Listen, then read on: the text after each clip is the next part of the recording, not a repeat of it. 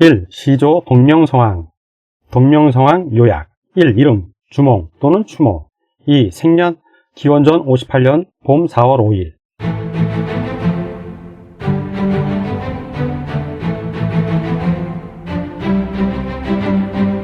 3. 가계. 부친은 해모수, 북부의 황제, 모친은 유화. 4. 탈출. 기원전 40년 19세에 동부여 탈출. 하여 순노국 건국하고 왕위에 오름. 5. 건국. 기원전 37년 22세에 고구려 건국하여 천자 황제에 오름. 6. 붕어. 기원전 19년 40세에 붕어. 1. 출생과 성장 배경. 1. 출생. 동부여 수도 책성에서 태어나다. 기원전 58년 4월 5일. 시조 동명성황은 성이 고씨이고 이름은 주몽이다. 추모 또는 중해라고도 한다. 동명성황이 태어나기 훨씬 이전에 부여라는 나라가 있었다. 부여왕 헤브루는 늙도록 아들이 없자 산천에 제사를 지내어 대를 이을 자식을 구하였다. 어느 날 그가 탄 말이 고년에 이르러 큰 돌을 보더니 그 앞에서 눈물을 흘렸다. 헤브루 왕이 이를 괴상히 여겨 사람을 시켜 그 돌을 옮기자 그 아래 금색의 개구리 모양의 한 어린 아이가 있었다. 헤브루 왕이 기뻐하며 말하기를 이는 하늘이 나에게 후사 2페이지 후사를 잇는 자식을 내려주신 것이다 라고 하며 거두어 기르고 이름을 금하라 하였다. 금하가 장성하자 태자로 삼았다. 시간이 흘러 부여의 재상 아람불이 헤브루 왕에게 다음과 같이 말하였다. 일전에 하늘이 저에게 내려와 말하기를 장차 내 자손으로 하여금 이곳 부여 땅에서 나라를 세우게 할 것이다. 그러니 너희는 이곳 부여 땅을 떠나 동쪽으로 가라. 동쪽 물가로 가면 가섭원이라는 곳이 있는데 토양이 기름지고 오곡이 자라게 알맞으니 도팔만하다 라고 하였습니다. 아람불이 헤브루 왕에게 가섭원으로 이동할 곳을 권하였다. 마침내 헤브루 왕은 가섭원으로 도읍을 옮기고 나라 이름을 동부여라 하였다. 옛 도읍에는 어떤 사람이 있었다. 아무도 그가 어디서 왔는지 알 수 없었으나 그는 스스로 천재의 아들 해모수라 칭하였고 그곳에 와서 도읍하였다. 북부여. 광개토 태양능비 첫 문장에 추모태왕 동명성황이 북부여 천재의 아들이라고 나온다. 따라서 추모태왕의 아버지인 해모수는 북부여의 천재가 되므로 해모수가 도읍한 곳은 북부여가 된다. 또한 추모태왕 주몽의 원래 이름은 추모임을 알 수 있다. 그림 1-2 동부여 이동 및 천도. 자료 이용훈 박사의 찐삼국사 1화. 동쪽으로 이동. 이제부터 나라 이름은 동부여라 한다. 3페이지. 헤브루가 죽자 금하가 동부여의 왕위를 이었다. 금하 왕이 태백산 남쪽 우발수에서 한 여자를 만났다. 금하 왕이 그 여자에게 누구냐고 묻자 그녀가 대답하였다. 저는 하백의 딸이고 이름은 유화입니다. 여러 동생들과 함께 나가서 놀고 있었는데 그때 한 남자를 만났습니다. 그는 스스로 천재의 아들 해모수라 하면서 저를 웅심산 아래에 있는 압록강 근처에 집으로 꿰어냈습니다. 그리고 이내 정을 통하여 놓고는 곧바로 떠났고 다시 돌아오지 않았습니다. 부모님은 제가 중매도 없이 다른 사람을 따라갔다고 꾸짖었고 결국 이곳 우발수에서 귀양살이를 하게 되었습니다. 금하왕은 유화의 이야기를 듣고는 이를 이상하게 여겨서 그녀를 방 안에 가두었다. 그런데 해가 유화를 비추었고 유화가 몸을 이리저리 피하였는데도 햇빛이 계속해서 따라와 비추었다. 이 때문에 유화는 임신하게 되었고 시간이 지나 알 하나를 낳았는데 크기가 5배 정도 되었다. 금하왕이 그 알을 버려 개와 돼지에게 주었으나 모두 먹지 않았다. 금하왕이 그 알을 다시 길 가운데에 버렸으나 소와 말들이 피하여 지나갔다. 나중에는 들판에 버렸더니 새들이 날개로 덮어 주었다. 금하왕이 알을 쪼개려고 하였으나 쪼갤 수가 없었다. 마침내 그 어미인 유화에게 돌려주었다. 유화가 물건으로 알을 감싸고 따뜻한 곳에 두었더니 한 남자아이가 껍질을 부수고 나왔는데 골격과 의표, 몸가짐이나 예절 갖춘 태도가 영특하고 호골다웠다. 나이가 겨우 7살이 되었을 때 영리함이 범상치 않아 스스로 활과 화살을 만들어 쏘았는데 백발백중이었다. 부여의 소고에 활을 잘 쏘는 것을 주몽이라 하는 까닭에 그것으로 이름을 지었다. 동명성황의 생년월일 추모경 54페이지에 따르면 추모태양, 동명성왕 주모 주몽은 기원전 58년 4월 5일에 탄생하였다. 4페이지 이 성장, 동부여의 왕자로 성장하다. 기원전 58년부터 기원전 37년. 금화왕에게는 7 아들이 있었다. 7 왕자들은 늘 주몽, 추모와 함께 놀았으나 그 재주와 능력이 모두 주몽에게 미치지 못하였다.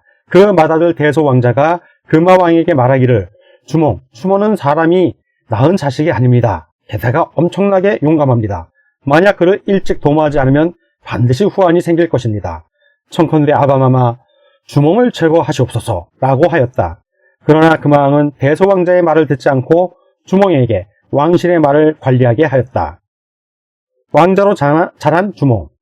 유화부인은 금화왕의 부인 왕으로 살았으므로 주몽 역시 왕자로서 성장했음을 알 수 있다.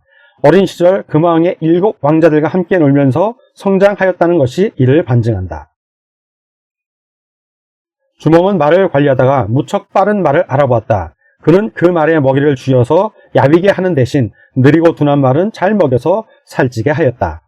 금화왕은 살찐 말을 보고는 자신이 타는 말로 정하고 마르고 여인 말은 주몽에게 주었다. 동부여 들판에서 사냥대회를 하였는데 주몽이 활을 워낙 잘 쏘기 때문에 화살을 적게 주었다. 그럼에도 불구하고 주몽이 잡은 짐승이 매우 많았기에 이를 시기하여 동부여의 왕자들과 여러 신하들이 주몽을 죽이려고 모의하였다. 주몽의 어머니 유화부인이 은밀히 이를 알아차리고 남몰래 주몽에게 이 사실을 알려주며 말하였다. 나라 사람들이 장차 너를 해치려 한다. 너의 재주와 지략으로 어디를 간들 살지 못하겠느냐. 여기서 주저하다가 욕을 당하는 것보다는 멀리 가서 큰 뜻을 도모하는 것이 낫겠구나. 왕이 될 수 없음을 알게 된 주몽, 추모. 동부여의 왕자로 자란 주몽은 유화 부인에게서 동부여를 떠나라는 말을 듣고는 바로 떠난다. 주몽은 왕자로서 성장하였고 훗날 아버지 금화왕의 뒤를 이어 부여왕이 될 수 있다는 큰 포부를 품었다. 그러나 형제였던 왕자들과 나라의 대신들이 자신을 죽이려 한다는 사실을 들었을 때 왜 그래야만 하는지 의문이 들었을 것이다. 그 이유는 바로 그가 금화왕의 친아들이 아니기 때문인데 어머니 유화로부터 동부여를 떠나서 큰 뜻을 펼치라는 말을 들을 때 이 사실, 금화왕의 친자가 아니라는 사실도 함께 알게 되었을 가능성이 매우 크다. 3. 탈출. 동부여를 탈출하다. 기원전 40년. 어머니의 말을 들은 주몽은 즉시 자신과 가장 가까운 3명의 친구 오이, 마리, 협보를 찾아가서 동부여를 떠날 계획을 세웠다. 주몽은 3명의 친구와 자신을 따르는 무리들을 이끌고 남쪽으로 향했다. 주몽이 떠나고 난 뒤 얼마 안 있어 대소는 뒤늦게 주몽이 몸을 피해 달아난 것을 알게 되었고 그 즉시 동부여 군사들을 이끌고 주몽의 뒤를 쫓아갔다. 주몽과 함께 떠난 3명의 친구 또는 4명의 호걸. 삼국사기에는 주몽이 오이, 마리, 협보 등 3명의 친구와 함께 동부여를 떠나는 여정으로 나오지만 고구리사 철학에는 기원전 40년 주몽 19세의 주몽과 4명의 호걸 3명 즉 오이, 마리, 협보 플러스 부분노가 동부여를 떠난다고 나온다. 동명성왕 6년 기원전 32년에 오이와 부분노가 행인국을 복속시키는 기록으로 보아 부분노를 포함하여 4명의 호걸과 함께 동부여를 떠난 것으로 볼 수 있다. 주몽 일행이 엄사수, 일명 괴사수라고도 하는데 지금 고려의 압록강 동부 쪽에 있다. 라는 강가에 이르러 건너려고 했는데 다리가 없었다. 주몽 일행은 추격해오는 동부여 병사들에게 도찰필까 두려워하였다. 이때 주몽이 강을 향해 크게 외치며 말했다. 나는 천재의 아들이요 하백의 외손이다. 오늘 도망하여 달아나는데 추격자들이 다가오니 어찌해야 하는가. 6페이지. 주몽이 크게 외치자 물고기가 자라가 물 위로 떠올라 다리를 만들었다. 주몽 일행이 물고기와 자라로 된 다리를 건너는데 그 뒤에서 대소의 기병들이 빠른 속도로 들이닥쳤다. 주몽 일행이 건너자마자 물고기와 자라가 흩어졌고 추격해오던 대소와 그의 부하 기병들은 더 이상 건널 수 없었다. 엄사수. 엄사수는 현재 요하의 상류 지역으로 볼 수 있으며 이곳을 넘어서면 졸범부여의 영토가 되므로 엄사수는 동부여와 졸범부여의 국경이 된다. 따라서 대소왕자가 군사를 이끌고 엄사수, 졸변부여와 국경을 넘으면 전쟁을 하게 되므로 이를 넘을 수 없었던 것이다. 물고기와 자라다리. 엄사수의 물고기와 자라다리는 해당 물가 지역의 주민들이 주몽을 도와 함께 남아한 것을 은유적으로 표현한 것으로 볼 수 있다. 그림 1-3 주몽의 엄사수 도강. 엄사수, 기원전 40년 추모 일행이 엄사수를 건넘. 동부요, 졸본부요. 주몽 일행의 군사 조직화. 목숨 걸고 동부요를 탈출한 주몽 일행은 남쪽으로 이동하면서 생존을 위해서 군사 조직화된 것으로 보인다. 3. 3명의 인재를 얻다. 기원전 40년. 주몽 일행이 가다가 모둔곡, 위서에는 음술수에 이르렀다라고 하였다. 에 이르러 3명의 사람을 만났다. 한 명은 3대 옷을 입었고 다른 한 명은 장삼을 입었으며 또 다른 한 명은 수초로 엮은 옷을 입고 있었다. 7페이지. 주몽이 그들에게 물었다. 그대들은 어떤 사람들인가? 성은 무엇이고 이름은 무엇인가? 3대 옷을 입은 사람이 말하였다. 제 이름은 제사입니다. 장삼을 입은 사람이 말하였다. 제 이름은 무골입니다. 수초로 엮은 옷을 입은 사람이 말하였다. 제 이름은 묵거입니다.